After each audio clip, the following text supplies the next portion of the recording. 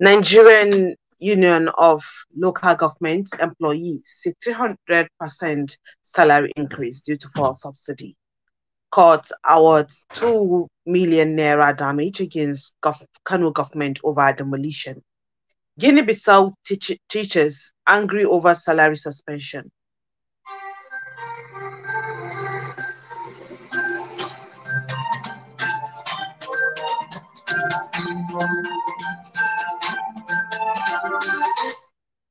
Today is 4th Muharram 1445 after the hijrah of the Prophet Muhammad sallallahu alaihi wasallam, which is equivalent to 22nd July 2023.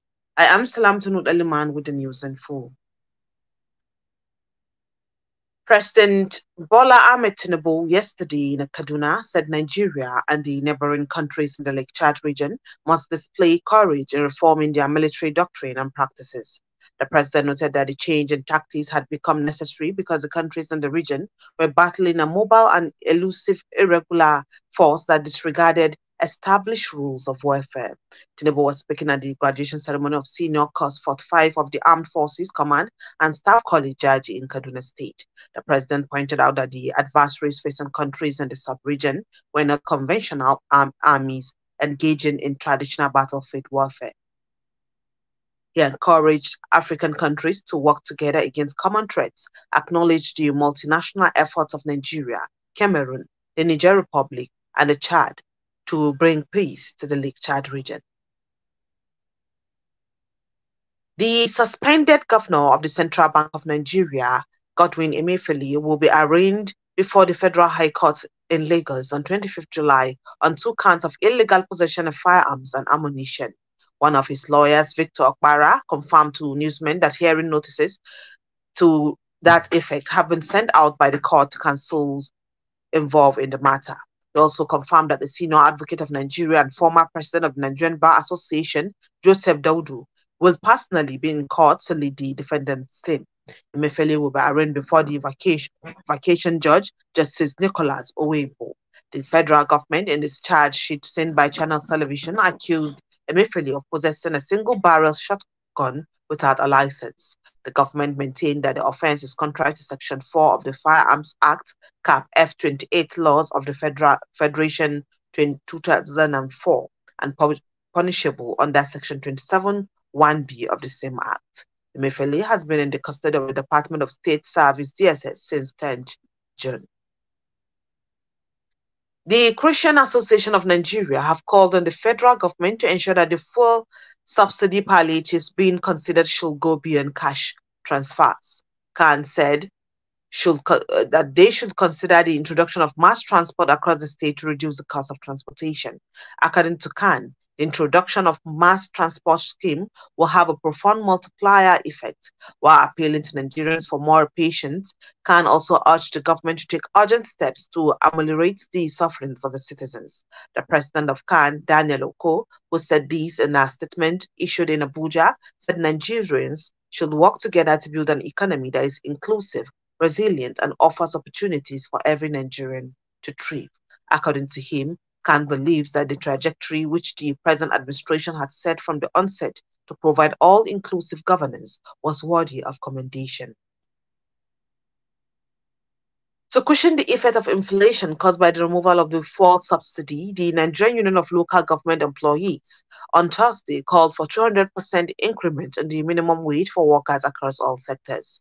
NOLGI made the demand in the communique jointly signed by its national president, Mr. Ambali Olatunji, and General Secretary, Mr. Isa Gambo, at the end of its regular National Executive Council meeting yesterday in Abuja.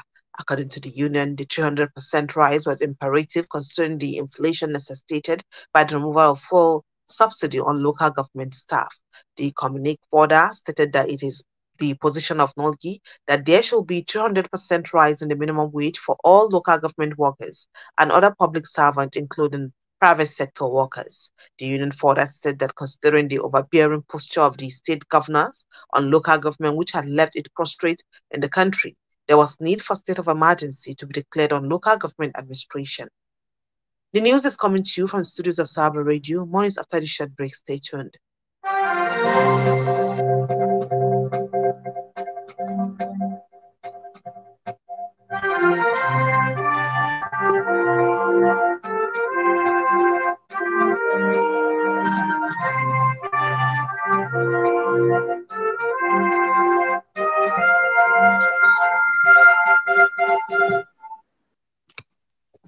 Welcome back. You're still to the services of Sawaba Radio 104.9. Hadija. Marketers who were moved to another place to build a modern market in Guru local government, Yobe State, have been crying on how the new shops were distributed to different people. The 317 marketers under the leadership of Ahmed Muhammad Sikala, who spoke to Sawaba FM, said that before the construction of the market started, the Yobe State government requested them to leave the place on the condition that when it is completed, they will be given shops for rent and were given temporary places to continue doing their businesses before the completion of the project. According to Sikala, after the completion and inauguration of the market, the committee established by the governor, Memala Buni, has distributed the shops to different people. He added that even the temporary place that was given to them now, that they have been given notice to leave in 2 weeks' times and they have already consumed 1 week now. He also appealed to the state government and all stakeholders in the state to join the matter to help them. He also explained that they have been doing businesses there for more than 100 years and with this business they feed their children. It should be recalled that Guru Market is one of the 5 modern markets Mai Malabuni has constructed with others in Gashua, Damatru, Pataskum and Gaidam. A federal high court in Kano has ordered the state government and other respondents to jointly pay 2 residents of Salenta quarters in Kano metropolis the sum of 1 million naira each for attempting to demolish their properties. The presiding judge, Justice Simon Amobede, held a ruling today that the state government and its agent action of marking the properties of one Saminu Shehu Muhammad and Tasiu Shehu Muhammad possibly for demolition without following due process was an infringement on the applicant's right to own immovable property as guaranteed by combined section of 43 and 44 of the Constitution of Federal Republic of Nigeria, 1999, as amended. The properties in question are situated at number 41, 43, and 68 of Salenta area. Similarly, the court held that the intrusion to applicants' properties around 11 p.m. on 14th June 2023 in an attempt to carry out demolition is clearly infringement in their private and family life as enshrined in chapter of the Constitution of the Federal Republic of Nigeria 1999 as amended. The Bauchi State government has sanctioned 6 traditional rulers over alleged gross misconduct and partisanship. This is contained in a statement issued by the acting permanent secretary in the State Local Government Service Commission, Nasiru Diwu. Mr. Diwu said Governor Bala Muhammad approved the dismissal of 2 district heads and 4 village heads from Bauchi and Katagum Emirate Council over the proven allegations against them. He said the commission has approved the dismissal based on their involvement in partisan politics, misconduct, illegal forest reserve encroachment, falling of trees. They will have the names of the traditional rulers dismissed from Katagum Emirate as Aminu Malami, district head of Udubo, and Alhaji Bashir Umar, district head of Azari. Others are Malam Omar, the village head of Gadia, and Malam Omar Bani, the village head of Termasawa.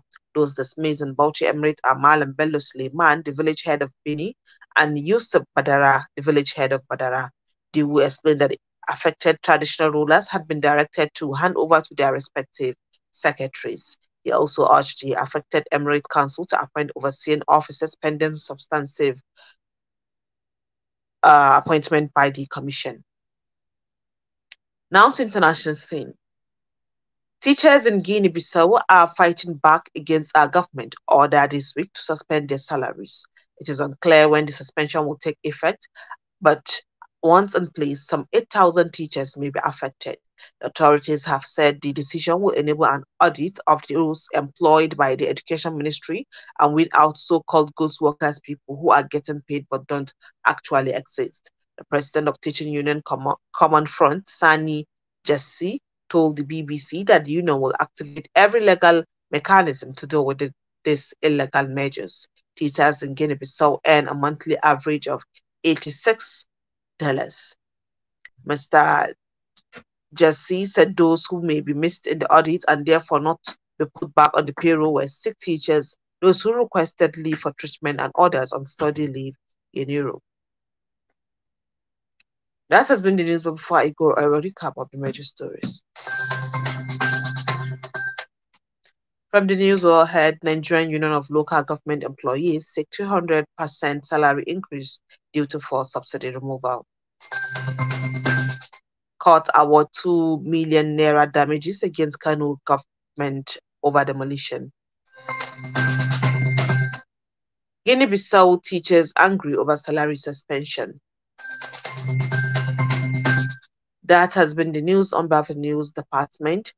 Our editor, Muhammad Suleiman Yobi, our content announcer, Baba Babariki. I am Salam to Aliman saying good afternoon.